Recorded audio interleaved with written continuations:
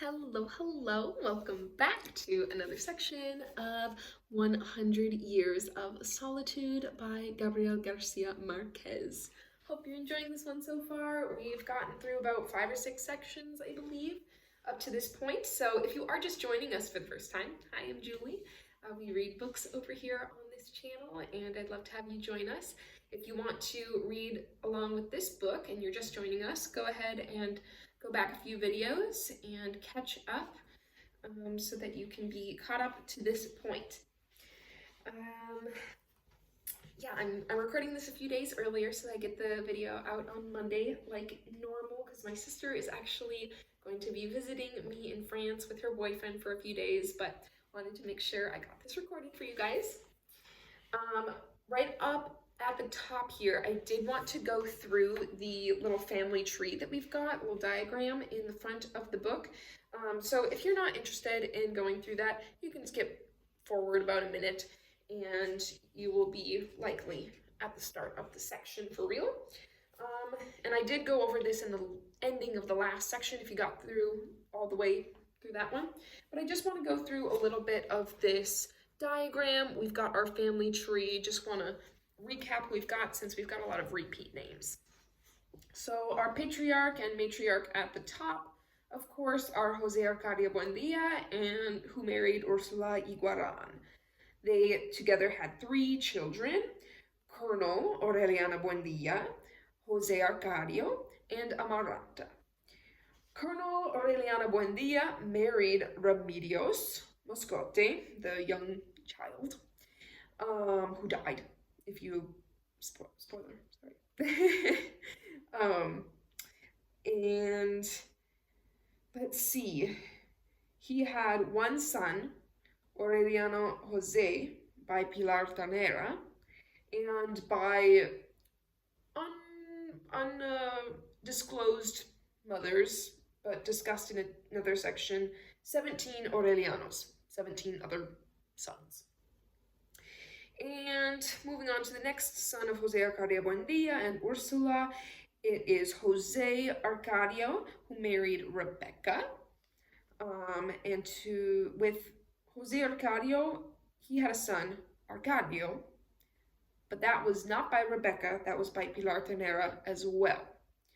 And then Amaranta is single, no children in this diagram, and that is all we really know up to this point. So we are going to jump in page 121, and we're going to get through this section here. All right, page 121. The war was over in May. 2 weeks before the government made the official announcement in a high-sounding proclamation which promised merciless punishment for those who had started the rebellion, Colonel Aureliano Buendia fell prisoner just as he was about to reach the western frontier, disguised as an Indian witch doctor. Of the 21 men who had followed him to war, 14 fell in combat, 6 were wounded, and only 1 accompanied him at the moment of final defeat, Colonel Gerinaldo Marquez. The news of his capture was announced in Macondo with a special proclamation. "He's alive," Ursula told her husband. "Let's pray to God for his enemies to show him clemency." After 3 days of weeping, one afternoon, as she was stirring some sweet milk candy in the kitchen, she heard her son's voice clearly in her ear.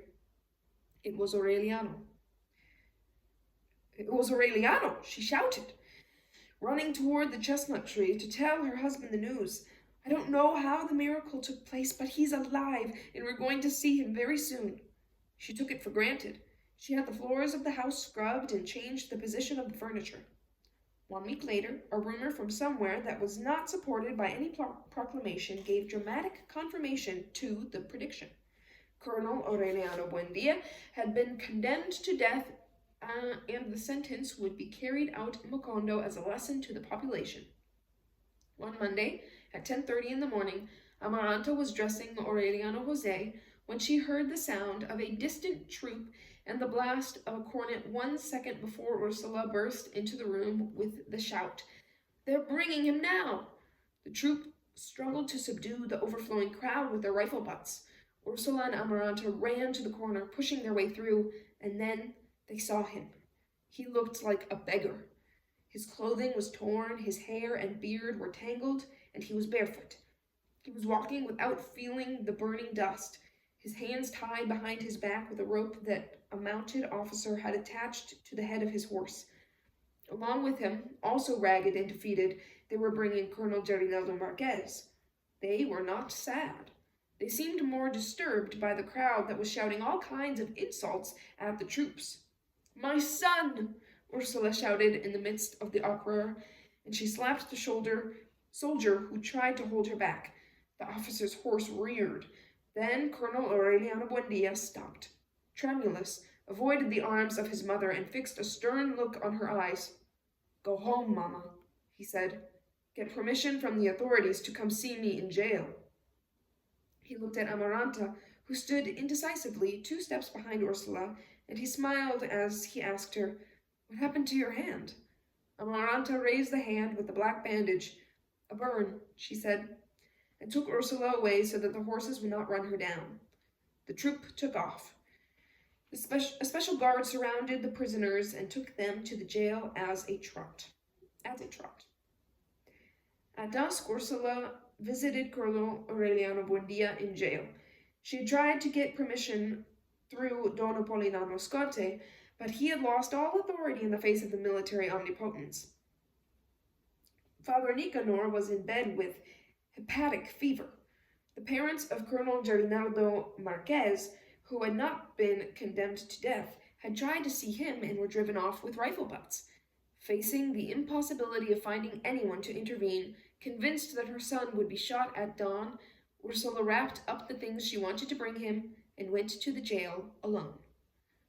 "I am the mother of Colonel Aureliano Buendia," she announced. The sentries blocked her way. "I'm going in any case," Ursula warned them, "so if you have orders to shoot, start right in." She pushed one of them aside and went into the former classroom where a group of half-dressed soldiers were oiling their weapons. An officer in a field uniform, ruddy-faced, with very thick glasses and ceremonious manners, signaled to the sentries to withdraw. "I am the mother of Colonel Aureliano Buendia," Ursula repeated. "You must mean," the officer corrected her with a friendly smile, "that you are the officer of Mr. Aureliano Buendia." Ursula recognized in his affected way of speaking the languid cadence of the stuck-up people from the highlands. "As you say, Mr., she accepted, "just as long as I can see him." There were superior orders that prohibited visits to prisoners condemned to death, but the officer assumed the responsibility of letting her have a 15-minute stay. Ursula showed him what she had in the bundle: a change of clean clothing, the short boots that her son had worn at his wedding, and the sweet milk candy that she had kept for him since the day she had sensed his return. She found Colonel Aureliano Buendia in the room that was used as a cell, lying on a cot with his arms spread out because his armpits were paved with sores. They had allowed him to shave. The thick mustache with twisted ends accentuated the sharp angles of his cheekbones. He looked paler to Ursula than when he had left, a little taller and more solitary than ever. He knew all about the details of the house: Pietro Crespi's suicide, Arcadio's arbitrary acts and execution, the dauntlessness of Jose Arcadio Buendia underneath the chestnut tree. He knew that Amaranta had consecrated her virginal widowhood to the rearing of Aureliano Jose, and that the latter was beginning to show signs of quite good judgment, and that he had learned to read and write at the same time he had learned to speak. From the moment in which she entered the room, Ursula felt inhibited by the maturity of her son, by his aura of command, by the glow of authority that radiated from his skin. She was surprised that he was so well informed. "You knew all along that I was a wizard," he joked, and he added in a serious tone, "This morning, when they brought me in, I had the impression that I had already been through all that before." In fact, while the crowd was roaring alongside him, he had been concentrating his thoughts, startled at how the town had aged. The leaves of the almond trees were broken. The houses, painted blue, then painted red, had ended up with an indefinable coloration.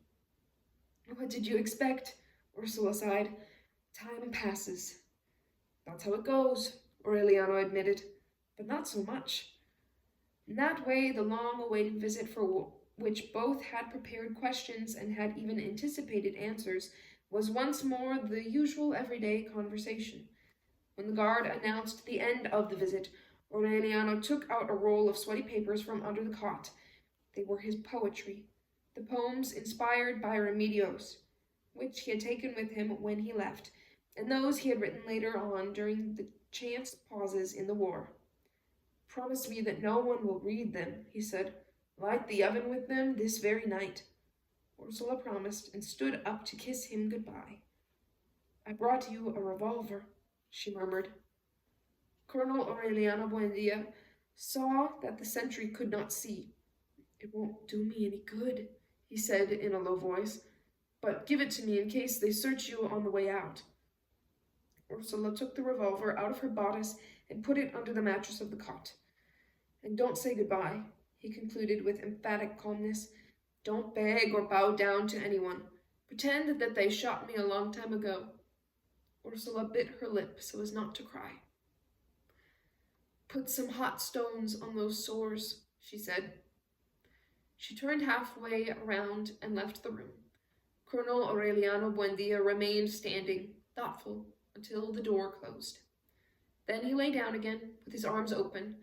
Since the beginning of adolescence, when he had begun to be aware of his premonitions, he thought that death would be announced with a definite, unequivocal, irrevocable sign, but there were only a few hours left before he would die, and the signal had not come. On a certain occasion, a very beautiful woman had come into his camp in Tukurnica and asked the sentry's permission to see him. They let her through because they were aware of the fanaticism of some mothers who sent their daughters to the bedrooms of the most famous warriors, according to what they said, to improve the breed. That night, Colonel Aureliano Buendia was finishing the poem about the man who was lost in the rain when the girl came into his room. He turned his back to her to put the sheet of paper into the locked drawer where he kept his poetry, and then he sensed it. He grasped the pistol in the drawer without turning his head. Please don't shoot, he said. When he turned around, holding his pistol, the girl had lowered hers and did not know what to do. In that way, he had avoided 4 out of 11 traps. On the other hand, someone who was never caught entered the revolutionary headquarters one night in Minore and stabbed to death his close friend, Colonel Magnifico Visbal, to whom he had given his cot so that he could sweat out a fever. A few yards away, sleeping in a hammock in the same room, he was not aware of anything. His efforts to systematize his premonitions were useless. They would come suddenly in a wave of supernatural lucidity, like an absolute and monumentous conviction, but they could not be grasped. On occasion, they were so natural that he identified them as premonitions only after they had been fulfilled. Frequently, they were nothing but ordinary bits of superstition, but when they condemned him to death and asked him to state his last wish, he did not have the least difficulty in identifying the premonition that inspired his answer. I ask that the sentence be carried out in Macondo, he said. The president of the court-martial was annoyed. Don't be clever, Buendia, he told him. That's just a trick to gain more time. If you don't fulfill it, that will be your worry, the colonel said. But that's my last wish. Since then, the premonitions had abandoned him. The day when Ursula visited him in jail, after a great deal of thinking, he came to the conclusion that perhaps death would not be announced that time because it did not depend on chance, but on the will of his executioners. He spent the night awake, tormented by the pain of his sores. A little before dawn, he heard steps in the hallway. They're coming, he said to himself, and for no reason, he thought of Jose Arcadio Buendia, who at that moment was thinking about him under the dreary dawn of the chestnut tree.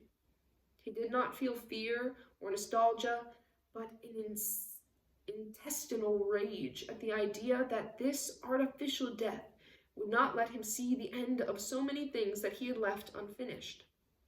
The door opened, and a sentry came with a mug of coffee. On the following day, at the same hour, he would still be doing what he was doing then, raging with the pain in his armpits, and the same thing happened.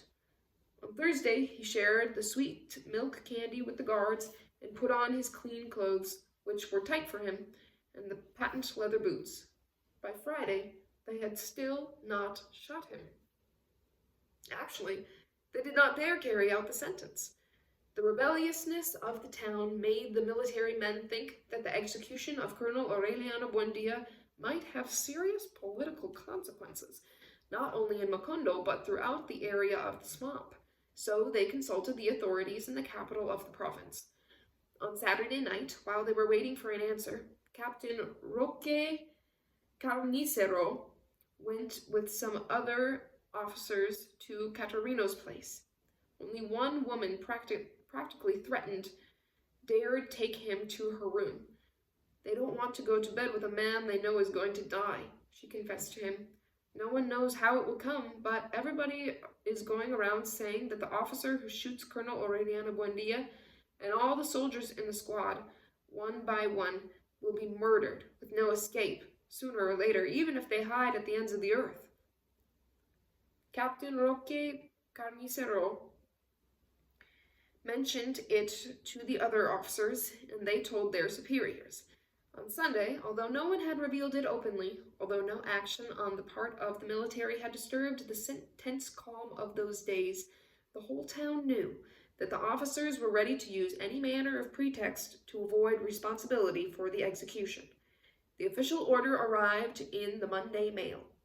The execution was to be carried out within 24 hours. That night, the officers put 7 slips of paper into a cap, and Captain Roque Carnicero's unpeaceful fate was foreseen by his name on the prize slip. "Bad luck doesn't have any chinks in it," he said with deep bitterness. "I was born a son of a bitch, and I'm going to die a son of a bitch." At 5 in the morning, he chose the squad by lot, formed it in the courtyard, and woke up the condemned man with a premonitory phrase. "Let's go, Buendia," he told him. "Our time has come." "So that's what it was," the colonel replied. "I was dreaming that my sores had burst." Rebecca Buendia got up at 3 in the morning when she learned that Aureliano would be shot. She stayed in the bedroom in the dark, watching the cemetery wall through the half-opened window, as the bed on which she sat shook with Jose Arcadio's snoring. She had waited all week with the same hidden persistence with which, during different times, she had waited for Pietro Crespi's letters. "They won't shoot him here. They won't shoot him here," Jose Arcadio told her. "They'll shoot him at midnight in the barracks, so that no one will know who made up the squad, and they'll bury him right there." Rebecca kept on waiting. "They're stupid enough to shoot him here," she said. She was so certain that she had foreseen the way she would open the door to wave goodbye. "They won't bring him through the streets," Jose Arcadio insisted, "with 6 scarred soldiers and knowing that the people are ready for anything." Indifferent to her husband's logic, Rebecca stayed by the window. "You'll see that they're just stupid enough," she said. On Tuesday, at 5 in the morning, Jose Arcadio had drunk his coffee and let the dogs out when Rebecca closed the window and held on to the head of the bed so as to not fall down. They're bringing him," she sighed. "He's so handsome." Jose Arcadio looked out the window and saw him, tremulous in the light of dawn. He already had his back to the wall, and his hands were on his hips because the burning knots in his armpits would not let him lower them. "A person fucks himself up so much," Colonel Aureliano Buendia said. "Fucks himself up so much so that 6 weak fairies can kill him and he can't do anything about it." He repeated it with so much rage that it almost seemed to be fervor, and Captain Roque Carnicero was touched because he thought he was praying. When the squad took aim, the rage had materialized into a viscous and bitter substance that put his tongue to sleep and made him close his eyes. Then the aluminum glow of dawn disappeared, and he saw himself again in short pants, wearing a tie around his neck, and he saw his father leading him into the tent on a splendid afternoon, and he saw the ice. When he heard the shout, he thought that it was the final command to the squad. He opened his eyes with a shudder of curiosity, expecting to meet the incandescent trajectory of the bullets, but he only saw Captain Roque Carizaro with his arms in the air, and Jose Arcadio crossing the street with his fearsome shotgun ready to go off. "Don't shoot," the captain said to Jose Arcadio. "You were sent by divine providence." Another war began right there. Captain Roque Carizaro and his 6 men left with Colonel Aureliano Buendia to free the revolutionary general Victorio Medina, who had been condemned to death in Riohacha. They thought they could save time by crossing the mountains along the trail that Jose Arcadio Buendia had followed to found Macondo, but before a week was out, they were convinced that it was an impossible undertaking. So they had to follow the dangerous route over the outcroppings with no other munitions but what the firing squad had. They would camp near the towns, and one of them, with a small gold fish in his hand, would go in disguise in broad daylight to contact the dormant liberals, who would go out hunting on the following morning and never return. When they saw Riohacha from a ridge in the mountains, General Victorio Medina had been shot. Colonel Aureliano Buendia's men proclaimed him chief of the revolutionary forces of the Caribbean coast with the rank of general. He assumed the position, but refused the promotion, and took the stand that he would never accept it as long as the conservative regime was in power. At the end of 3 months, they had succeeded in arming more than 1,000 men, but they were wiped out. The survivors reached the eastern frontier. The next thing that was heard of them was that they had landed on Cabo de la Vela, coming from the smaller islands of the Antilles, and a message from the government was sent all over by telegraph and included in jubilant proclamations throughout the country announcing the death of Colonel Aureliano Buendia. 2 days later, a multiple telegram which almost overtook the previous one announced another uprising on the southern plains. That was how the legend of the ubiquitous Colonel Aureliano Buendia began. Simultaneous and contradictory information declared him victorious in Villanova, defeated in Guacamayal, devoured by Monteleone Indians, dead in a village in the swamp, and up in arms again in Urumita. The liberal leaders, who at that moment were negotiating for participation in the Congress, branded him an adventurer who did not represent the party. The national government placed him in the category of a bandit and put a price of 5,000 pesos on his head. After 16 defeats, Colonel Aureliano Buendia left Guajira with 2,000 well-armed Indians, and the garrison, which was taken by surprise as it slept, abandoned Riohacha. He established his headquarters there and proclaimed total war against the regime. The first message he received from the government was a threat to shoot Colonel Aureliano Marquez within 48 hours if he did not withdraw with his forces to the eastern frontier. Colonel Roque Carizaro, who was his chief of staff, then gave him the telegram with a look of consternation, but he read it with unforeseen joy. "How wonderful!" he exclaimed. "We have a telegraph office in Macondo now." His reply was definitive. In 3 months, he expected to establish his headquarters in Macondo.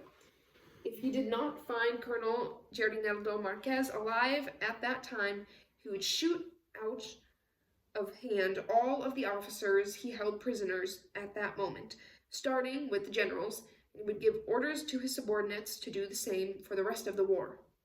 3 months later, when he entered Macondo in triumph, the first embrace he received on the swamp road was that of Colonel Aureliano Marquez. The house was full of children. Ursula had taken in Santa Sofia de la Piedad with her older daughter and a pair of twins who had been born 5 months after Arcadio had been shot. Contrary to the victim's last wishes, she baptized the girl with the name Remedios. I'm sure that's what Arcadio meant, she alleged. We won't call her Ursula because a person suffers too much with that name. The twins were named Jose Arcadio II and Aureliano II. Amaranta took care of them all. She put small wooden chairs in the living room and established a nursery with other children from neighboring families. When Colonel Aureliano Buendia returned in the midst of exploding rockets and ringing bells, a children's chorus welcomed him to the house. Aureliano Jose, tall like his grandfather, dressed as a revolutionary officer, gave him military honors. Not all the news was good. A year after the flight of Colonel Aureliano Buendia, Jose Arcadio and Rebecca went to live in the house Arcadio had built. No one knew about his intervention to halt the execution. In the new house, located on the best corner of the square, in the shade of an almond tree that was honored by 3 nests of redbreasts, with a large door for visitors and 4 windows for light, they set up a hospitable home.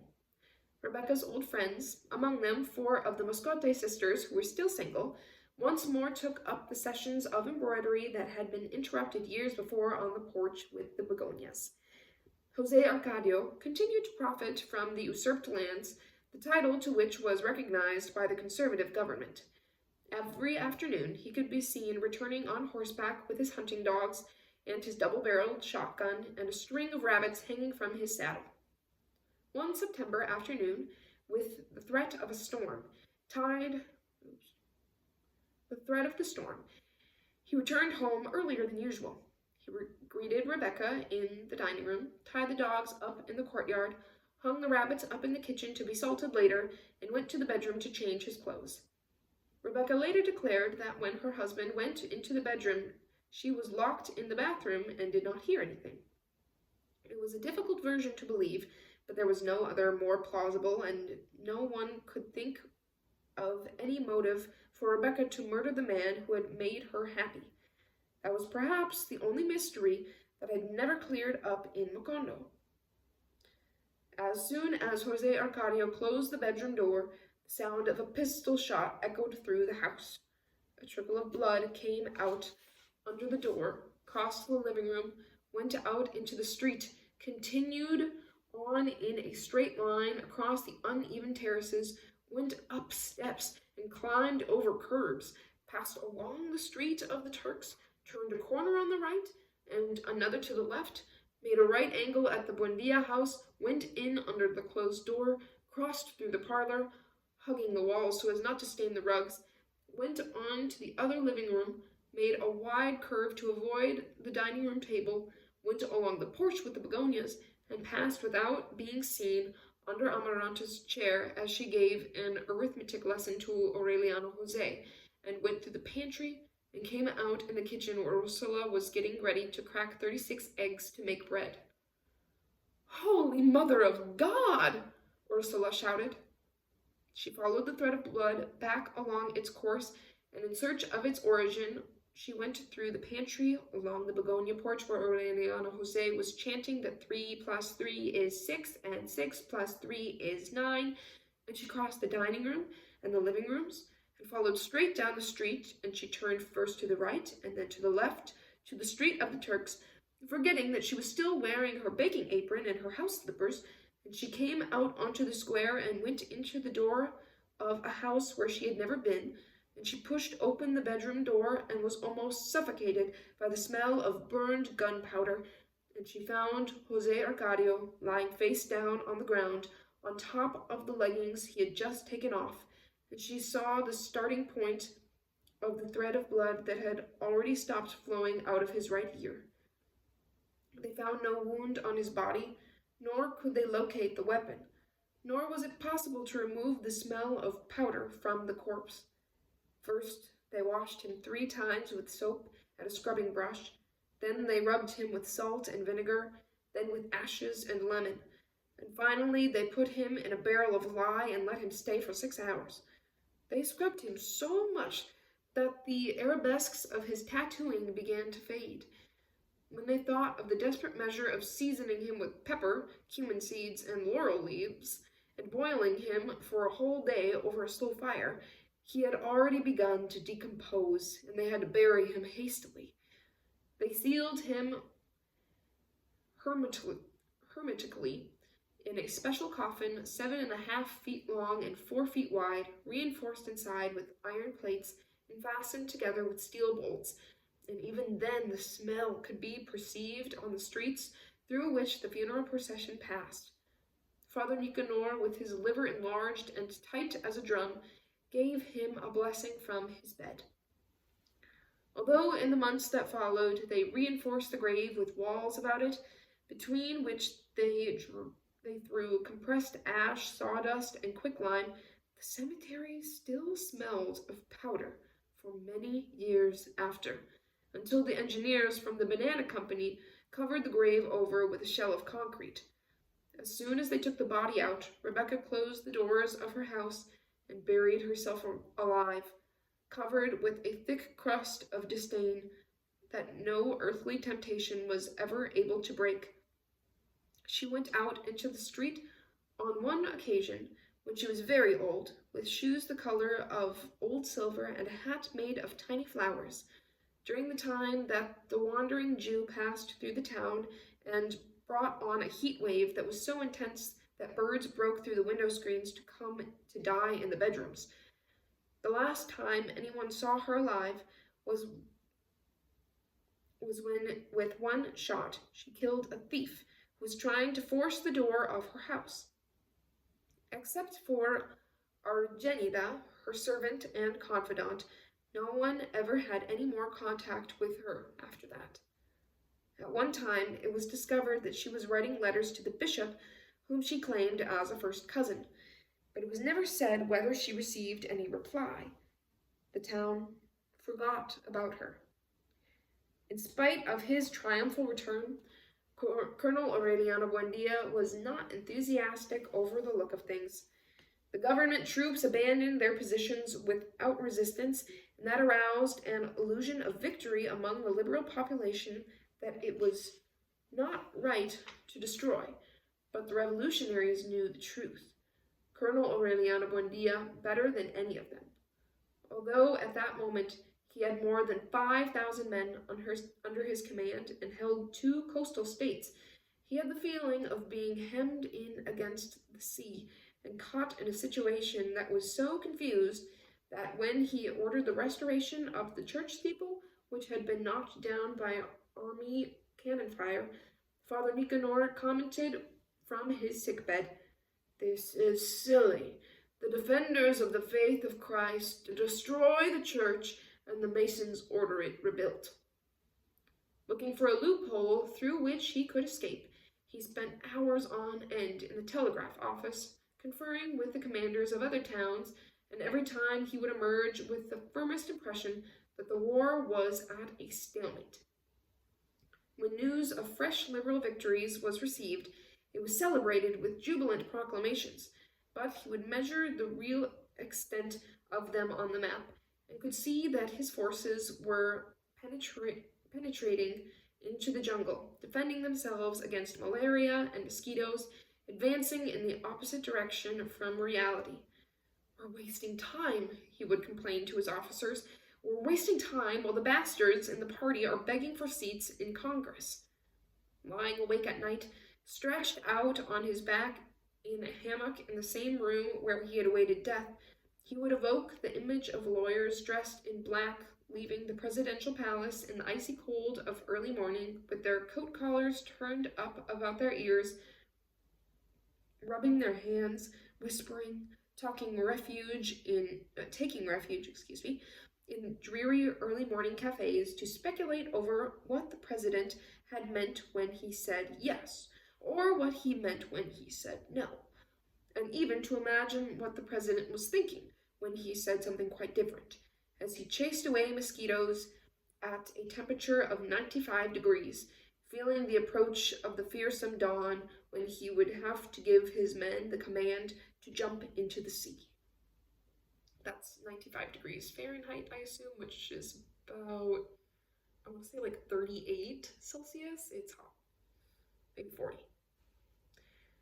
One night of uncertainty, when Pilar Ternera was singing in the courtyard with the soldiers, he asked her to read the future in her cards. "Watch out for your mouth," was all that Pilar Ternera brought out after spreading and picking up the cards 3 times. "I don't know what it means, but the sign is very clear. Watch out for your mouth."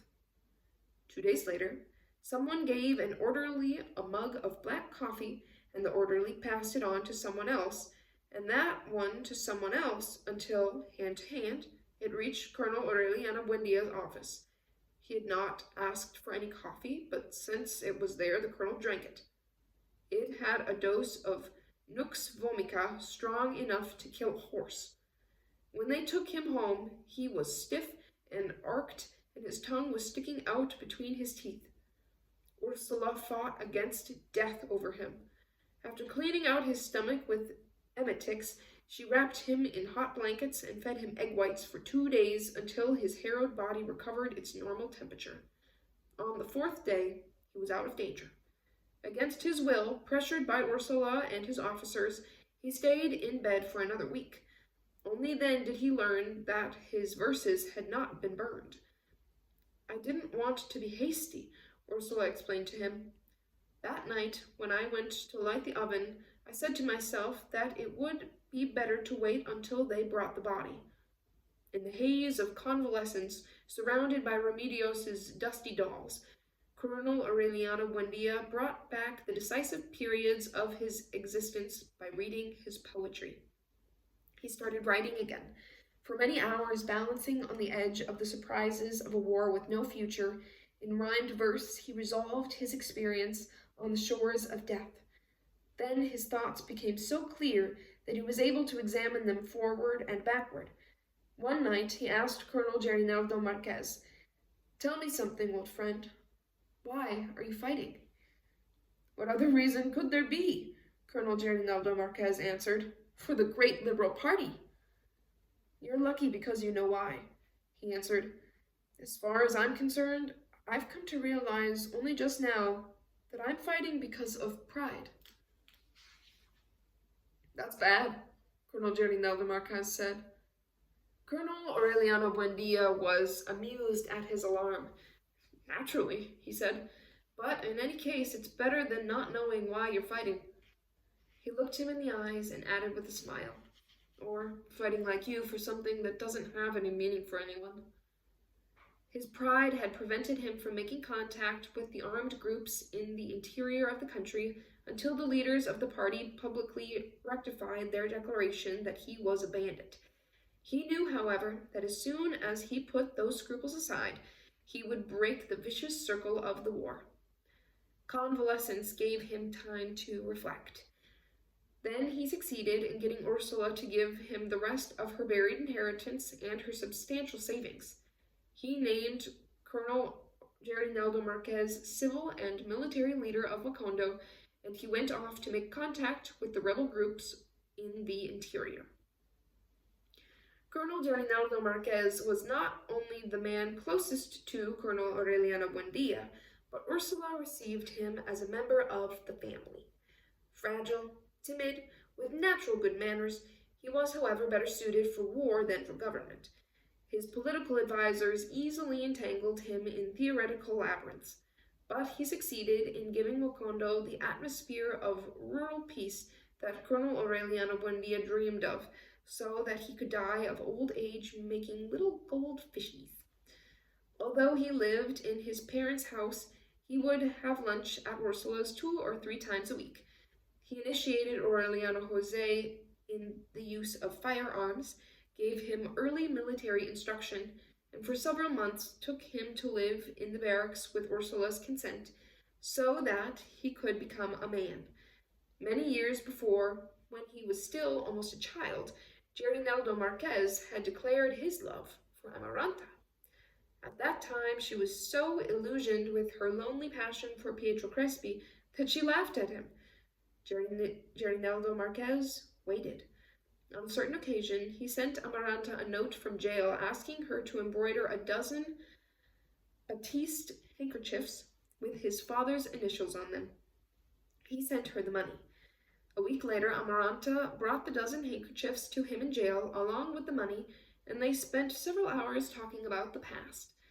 "When I get out of here, I'm going to marry you," Aureliano Marquez told her when she left.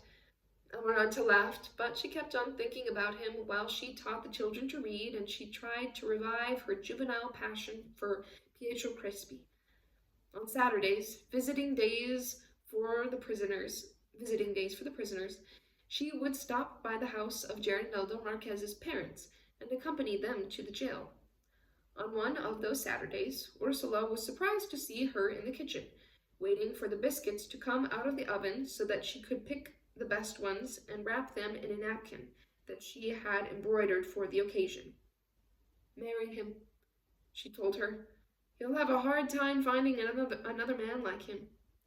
Amaranta feigned a reaction of displeasure. "I don't have time to go around hunting for men," she answered.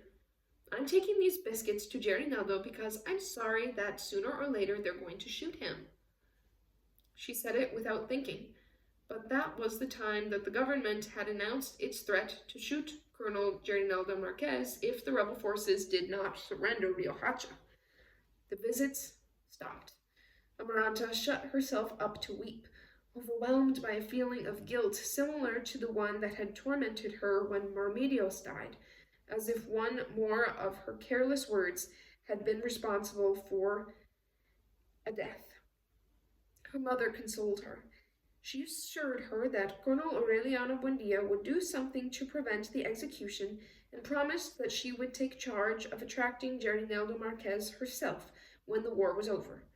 She fulfilled her promise before the imagined time.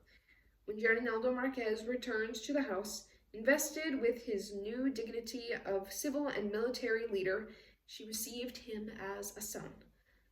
Thought of delightful bits of flattery to hold him there, and prayed with all her soul that he would remember his plan to marry Amaranta. Her pleas seemed to be answered. On the days that he would have lunch at the house, Colonel Aureliano Marquez would linger on the begonia porch, playing Chinese checkers with Amaranta. Ursula would bring them coffee and milk and biscuits, and would take over the children so that they would not bother them. Amaranta was really making an effort to kindle in her heart the forgotten ashes of her youthful passion. With an anxiety that came to be intolerable, she waited for the lunch days, the afternoons of Chinese checkers, and time flew by in the company of the warrior with a nostalgic name whose fingers trembled imperceptibly as he moved the pieces. But the day on which Colonel Aureliano Marquez repeated his wish to marry her, she rejected him. "I'm not going to marry anyone," she told him, "much less you. You love Aureliano so much that you want to marry me because you can't marry him." Colonel Aureliano Marquez was a patient man. "I'll keep on insisting," he said. "Sooner or later I'll convince you." He kept on visiting the house. Shut up in her bedroom, biting back her secret tears, Amaranta put her fingers in her ears so as not to hear the voice of the suitor as he gave Ursula the latest war news, and in spite of the fact that she was dying to see him, she had the strength not to go out and meet him.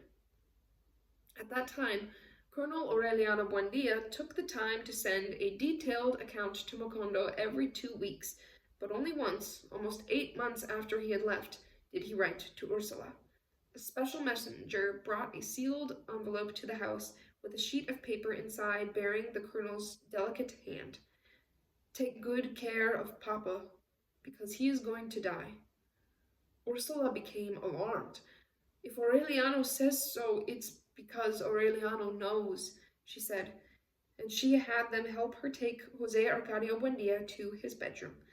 Not only was he as heavy as ever, but during his prolonged stay under the chestnut tree, he had developed the faculty of being able to increase his weight at will, to such a degree that 7 men were unable to lift him, and they had to drag him to the bed. A smell of tender mushrooms, of woodflower fungus, of old and concentrated outdoors impregnated the air of the bedroom as it was breathed by the colossal old man, weather-beaten by the sun and the rain. The next morning, he was not in his bed. In spite of his undiminished strength, Jose Arcadio Buendia was in no condition to resist. It was all the same to him. If he went back to the chestnut tree, it was not because he wanted to, but because of a habit of his body. Ursula took care of him, fed him, brought him news of Aureliano, but actually, the only person with whom he was able to have contact for a long time was Prudencio Aguilar. Almost pulverized at that time by the decrepitude of death, Prudencio Aguilar would come twice a day to chat with him. They talked about fighting cocks. They promised each other to set up a breeding farm for magnificent birds, not so much to enjoy their victories, which they would not need then, as to have something to do on the tedious Sundays of death. It was Prudencio Aguilar who cleaned him, fed him, and brought him splendid news of an unknown person called Aureliano, who was a colonel in the war. When he was alone, Jose Arcadio Buendia consoled himself with the dream of the infinite rooms. He dreamed that he was getting out of bed, opening the door, and going into an identical room with the same bed, with a wrought iron head, the same wicker chair, and the same small picture of the Virgin of Help on the back wall. From that room, he would go into another that was just the same, the door of which would open into another that was just the same, the door of which would open into another one just the same, and then into another exactly alike, and so on to infinity.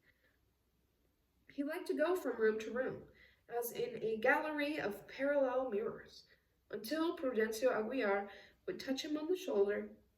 Then he would go back from room to room, walking in reverse, going back over his trail, and he would find Prudencio Aguilar in the room of reality. But one night, 2 weeks after they took him to his bed, Prudencio Aguilar touched his shoulder in an intermediate room, and he stayed there forever, thinking that it was the real room. On the following morning, Ursula was bringing him his breakfast when she saw a man coming along the hall. He was short and stocky, with a black suit on and a hat that was also black, enormous, pulled down to his taciturn eyes. Good Lord, Ursula thought. I could have sworn it was Melquiades. It was Cattore, Festacion's brother, who had left the house fleeing from the insomnia plague, and of whom there had never been any news. Festacion asked him why he had come back, and he answered her in their solemn language. I have come for the exequies of the king. Then they went into Jose Arcadio Buendia's room, shook him as hard as they could, shouted in his ear, put a mirror in front of his nostrils, but they could not awaken him. A short time later, when the carpenter was taking measurements for the coffin, through the window they saw a light rain of tiny yellow flowers falling. They fell on the town all through the night in a silent storm, and they covered the roofs and blocked the doors and smothered the animals who slept outdoors. So many flowers fell from the sky that in the morning the streets were carpeted with a compact cushion, and they had to clear them away with shovels and rakes so that the funeral procession could pass by. And that is the end of this section. Another death. Sad, but gosh, the magical, the instances of magic and that magical realism, that style with like the flowers falling, that's not actually real, but it just feels so real. Gabriel Garcia Marquez. I mean, really, really good stuff here. And I also did want to give a shout out to the translator, because in any work that is, translated, you gotta give a little mention. This was translated by, I I saw it recently. Where is it? I'll tell you in the next section. I feel like we also had some other... Yeah, I did want to mention, yes, let's mention Arcadio, son of Jose Arcadio, married Santa Sofia de la Piedad, and then Arcadio was executed, as you may remember. And they had 3 children. They had Remedios, who is called Remedios the Beauty in this little chart here, and then they had the twins, Aureliano II and Jose Arcadio II. So that is the addition to the family there, and I hope you enjoyed this section. I will catch you next time. See you then. Bye.